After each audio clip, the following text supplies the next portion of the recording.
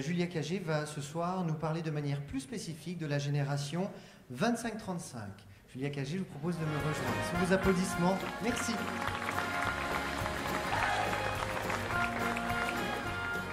Julia, c'est à vous, je vous en prie. Je vous remercie. Je suis très contente d'être là. Et la preuve, c'est que je ne viens pas exactement de tout près, parce que j'ai pris le train aujourd'hui depuis Paris, mais j'ai surtout pris l'avion hier depuis Boston. Donc c'est pour vous dire à quel point j'étais heureuse et honorée de cette invitation. Et j'étais touchée par le thème. Et je viens à la fois vous parler ici comme économiste. Je ne vais pas donner trop de chiffres, vous inquiétez pas, un peu. Et comme jeune. Et je vais commencer un tout petit peu comme jeune parce que je me souviens d'un livre que j'avais voulu écrire il y a 4-5 ans de cela avec une collègue et amie. Et on cherchait un titre pour ce livre que finalement on n'a pas écrit. On cherchait un titre pour ce livre, on l'avait appelé Génération manquée. Alors on voulait commencer le livre et la manière dont on le commençait, c'était qu'on était une génération née sous François Mitterrand et qui avait été élevée par Jacques Chirac, ce qui était un premier paradoxe. Et notre premier choc politique, ça avait été la mort de Mitterrand. Mais finalement, la première chose qui nous avait mis dans la rue, ça avait été le premier tour de 2002. Ce qui était un peu le deuxième paradoxe. En fait, on cherchait un peu notre voie dans tous les sens. Alors en 2007, c'était en 2005, 2006. En 2007, il y a eu la victoire de Nicolas Sarkozy. Et pour certains, ça a été la première victoire, le premier espoir pour cette génération-là. Et ils étaient à la Concorde. Pour d'autres, il a fallu attendre la Bastille. Donc c'était en 2012. Et donc à nouveau, les jeunes étaient dehors, ils étaient à la Bastille. Ils avaient tout autant d'espoir. Un tout petit peu plus peut-être en 2012 parce que le président qui avait été élu voulait être élu en tant que président des jeunes. Et d'ailleurs, je me souviens, parce que pour le coup, je vais vous le dire, j'étais plutôt à la Bastille. Le 6 mai 2012 à la Bastille, François Hollande est arrivé sur scène. Et il a dit « Je suis le président de la jeunesse de France ». Bon, ça fait plaisir à la jeunesse de France de se l'entendre dire. À l'arrivée, là, je ne prends pas position parce que qu'il s'agisse de Sarkozy ou de Hollande, la jeunesse de France aujourd'hui, elle pourrait encore écrire un livre qui s'appelle Génération manquée. Et dans tous les cas, elle a été assez déçue. Et je vais revenir tout à l'heure sur le pessimisme ambiant. Je suis assez contre en fait cette vision des Français qui sont incapables d'être optimistes, qui sont pessimistes, qui vont chercher leur avenir à l'étranger.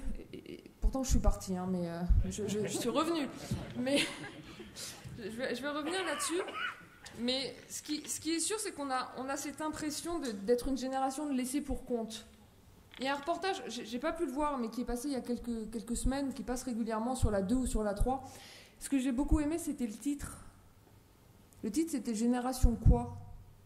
Je veux dire, on fait quoi ? Alors, tout à l'heure, on a parlé de génération Y. Je pense que M. Douillet, vous pensez plutôt qu'on est une génération de frileux, voire de peureux, mais on va revenir là-dessus. Peut-être une génération qui a peur d'investir ou de s'investir. Je dirais peut-être une génération de pas grand-chose. C'est sûr qu'il y a des choses dont on manque.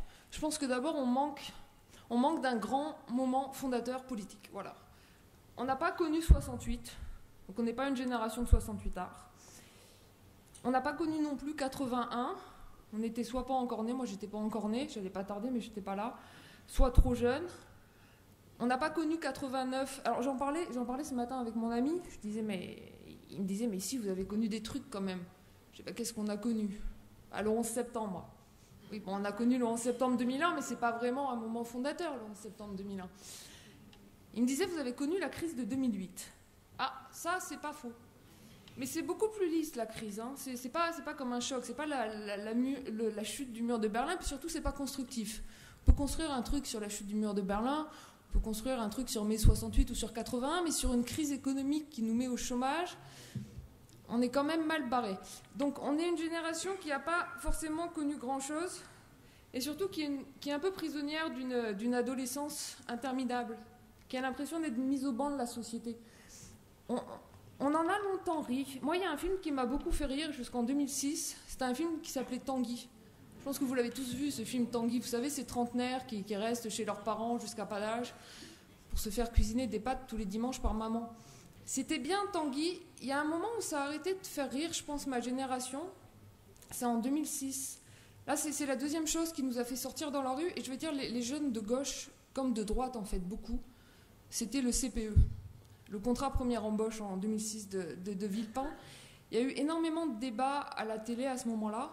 Et je pense que le problème, c'était pas d'avoir un nouveau contrat ou de donner plus de sécurité à l'entreprise en prolongeant la période d'essai. Peut-être qu'il faut donner plus de flexibilité à l'entreprise et lui donner plus la possibilité de licencier pour qu'elle embauche plus. Ça, c'est vrai. Ce qui nous mettait tous très en colère dans le contrat première embauche, c'était le fait qu'il soit réservé aux moins de 26 ans. Est-ce que c'est parce que j'ai moins de 26 ans qu'on doit beaucoup plus me tester que quelqu'un qui en a 30 ou 35 ans et qu'on doit pouvoir prendre la liberté de me licencier au bout de 2 ans sans raison? Si on considère que pour la France, c'est bien de le faire, c'est bien, mais il faut le faire pour tout le monde. Ça nous a mis assez en colère. Et je me souviens d'avoir assisté à mes premiers plateaux. Enfin, j'étais à votre place, hein, j'étais pas là. Et on était à la télé et c'était le grand moment, c'était le moment des jeunes, les jeunes. Il y avait une pub de la Poste horrible, on voyait ce jeune boutonneux là, avec sa casquette qui se portait très mal. C'était un peu l'image qu'on avait des jeunes. Et je pense que ça a été un moment fondateur 2006. On voyait progresser le taux de chômage des jeunes. Et on voyait le jeune comme celui qui n'y arrive pas, comme le Tanguy. Alors après, on va discuter de sa part de responsabilité, mais c'était assez violent en tout cas pour toute une génération. Bon, je suis économiste, je vais vous donner quelques chiffres quand même, parce que je les aime bien. Et je vais être un peu pessimiste là, j'apporterai un peu de rose après. Sur les pauvres en France au sens de l'INSEE, 75% des pauvres en France au sens de l'INSEE aujourd'hui ont moins de 35 ans. Donc la précarité touche très majoritairement les moins de 35 ans. Il y a 8,6 millions de personnes aujourd'hui en France qui vivent sous le seuil de pauvreté. Il y a 3,5 millions de moins de 25 ans. 3,5 millions de moins de 25 ans sous le seuil de pauvreté. Il y a 3 millions de personnes en France qui sont mal logées. Il y a une étude de l'Observatoire des inégalités qui ont dit que sur ces 3 millions de gens en France qui sont mal logés, c'est très majoritairement des jeunes qui souffrent du prix du logement. On ne peut plus accéder à un logement aujourd'hui. Je vais y revenir, mais à Paris, c'est incroyable. À Paris, ça nous met hors de la ville. À Paris, aujourd'hui, l'inégalité sociale de classe, c'est une inégalité intramuros en dehors de Paris. Le chômage. Bon, c'est une catastrophe pour la France, le chômage. Il y a plus de 10% de chômage aujourd'hui en France. Pour les moins de 25 ans, c'est plus de 25%.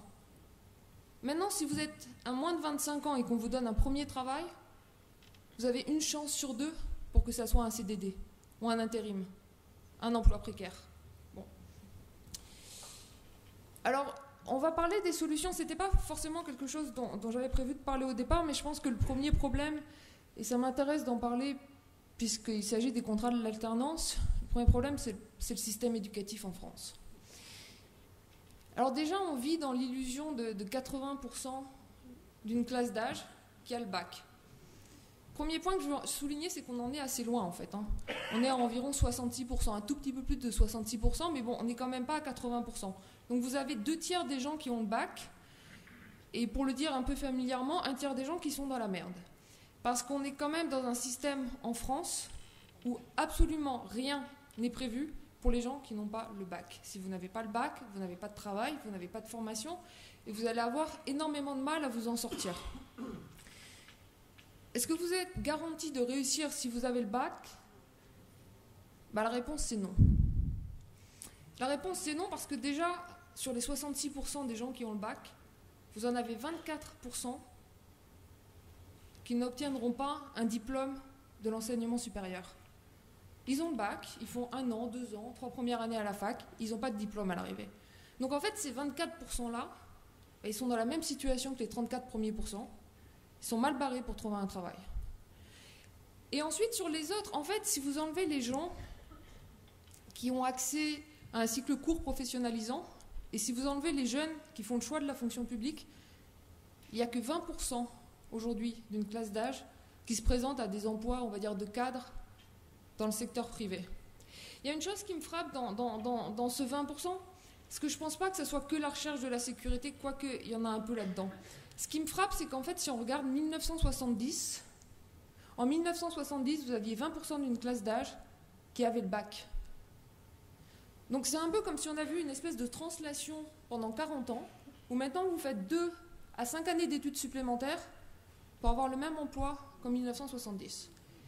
Et en 1970, vous aviez environ un tiers des emplois dans le secteur privé qui étaient accessibles, des emplois de cadre qui étaient accessibles sans diplôme.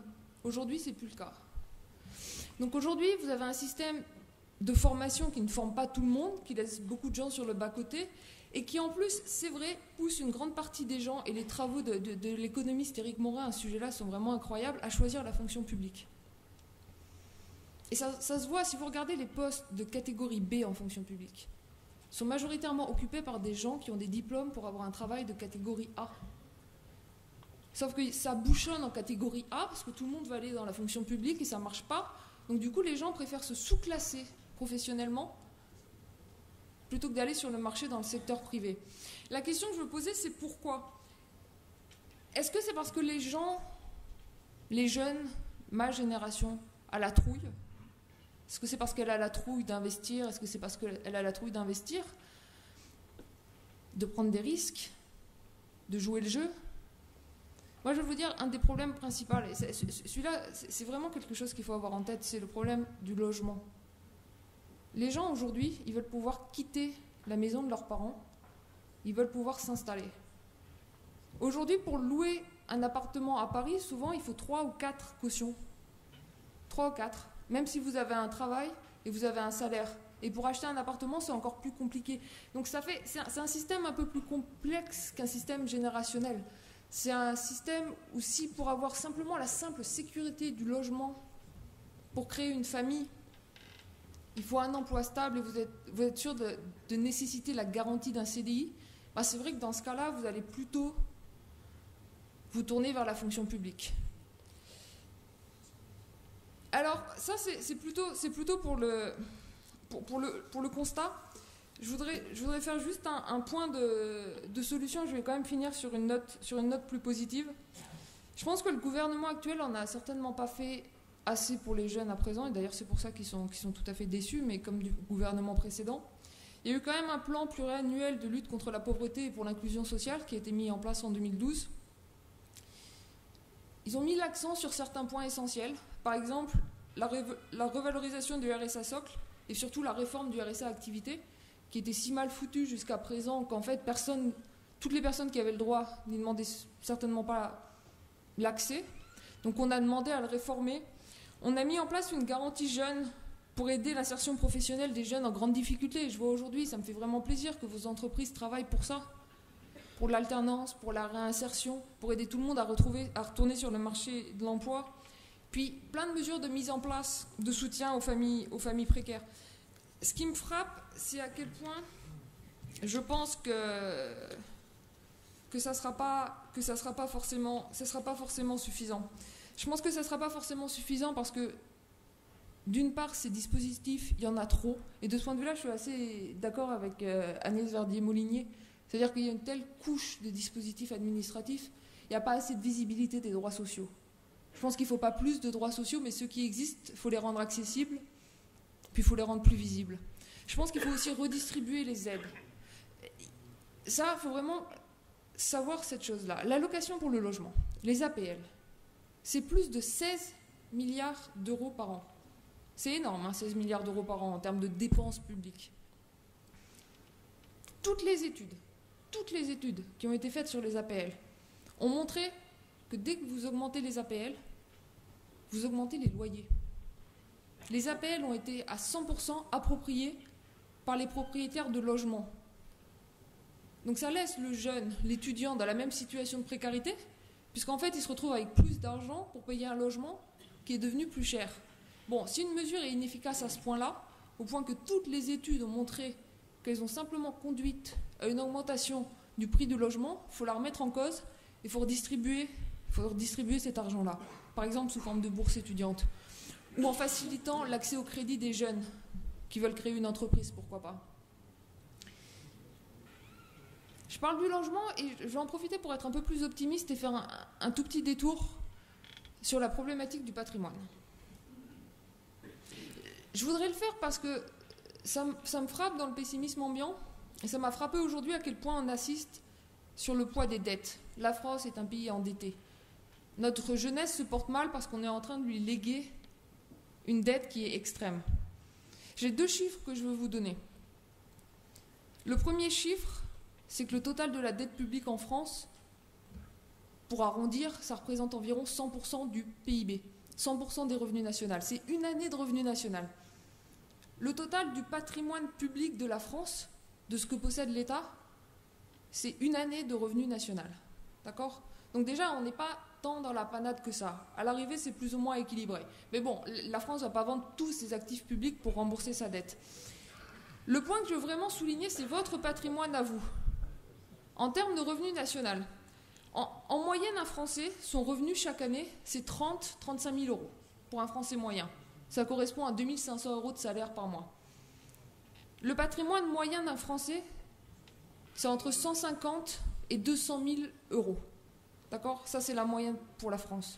Donc notre patrimoine en France, notre stock de patrimoine accumulé, la valeur de votre logement par exemple, en moyenne, ça représente 5 à 6 années de revenus national. Donc le point que je veux faire quand même, c'est que nous jeunes, ça c'est vrai, jamais vous nous aurez légué une dette aussi importante, mais jamais non plus vous nous aurez légué un patrimoine aussi important. Notre génération, pas tout de suite, sinon ça va vous faire peur, mais notre génération, c'est la première génération qui va hériter d'un patrimoine, d'un capital aussi important. Et de ce point de vue-là, on est une génération qui va plutôt bien s'en sortir. Le problème, c'est qu'on ne s'en sort pas bien grâce à notre travail. Et le deuxième problème, surtout, c'est que le patrimoine est très mal réparti. Si chacun d'entre nous était sûr de recevoir 200 000 euros de patrimoine à un moment donné, vers ses 50-60 ans, ça pourrait aller. Le problème, c'est que les 50% des Français, qui ont le patrimoine le plus faible, ont moins de 4% du patrimoine total. Rien. Les 10% des Français qui ont le plus de patrimoine ont plus de 62% du patrimoine total. Moi, je viens de l'autre côté de l'Atlantique, ils en ont 72%. C'est encore pire que nous, mais ça va quand même pas très bien. Donc c'est un système assez mal réparti. Et si je dois finir sur le logement, ça veut dire que vous avez toute une partie de la population qui va hériter de son logement. Et ça, par exemple, à Paris, ça change votre vie si vous héritez d'un logement. Puis vous avez toute une partie de la population qui va hériter de rien du tout, qui va gagner 2 500 euros par mois, qui à ce prix-là va avoir du mal à se payer un loyer, va jamais pouvoir accumuler, s'endetter, acheter un logement et transmettre un patrimoine à ses enfants.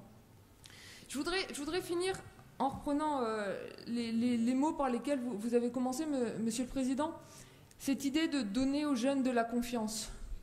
Moi, j'ai monté avec un groupe d'amis qui, entre 25 et 35 ans, j'ai placé la barre jeune à 35 parce que sinon c'était un peu trop près. Donc, mais on pourrait prolonger jusqu'à 40 ou mettre jusqu'à 30. On avait monté un groupe de réflexion qui s'appelait Carte sur table. Parce que quand on nous disait génération quoi, on voulait dire génération politique. On est une génération assez engagée. On est une génération qui veut créer son avenir, qui a des idées, qui a des projets. Et nous, on voulait les mettre sur la table politique. Parce que c'est assez dur, en fait, d'accéder aux partis politiques, d'accéder aux think tanks, quand vous avez moins de 30 ans. Bon, quand vous êtes une femme, là, c'est foutu. Mais même si vous êtes un homme et que vous avez moins de 30 ans, c'est quand même pas évident tous les jours. Allez, je vais finir sur une anecdote. Celle-là, je l'ai eue dans le train en venant aujourd'hui. Je voulais m'acheter un magazine, je me suis arrêtée au kiosque et j'ai vu le Nouvel Obs de cette semaine. Couverture, Fanny Ardant. Moi, j'adore Fanny Ardant. Le titre, c'est Sexygénaire. Et c'est, après 60 ans, il y a encore une vie, il y a encore de l'amour, il y a encore bon. Et ça m'a vraiment frappée parce que quand vous lisez les articles, on a l'impression qu'on est dans une société qui a envie de dire aux plus de 60 ans, vous avez encore la vie devant vous, profitez-en, vous allez voir, vous avez plein de choses à vivre. Mais elle devrait plutôt regarder ces jeunes et puis leur dire, vous allez avoir la vie devant vous. Vous savez, vous avez encore de la place, vous avez de l'espoir. Donc voilà. Je vais finir là-dessus, mais donnez aux jeunes de la confiance. Donnez aux jeunes de la confiance et donnez aux jeunes de la confiance. Merci. Merci beaucoup.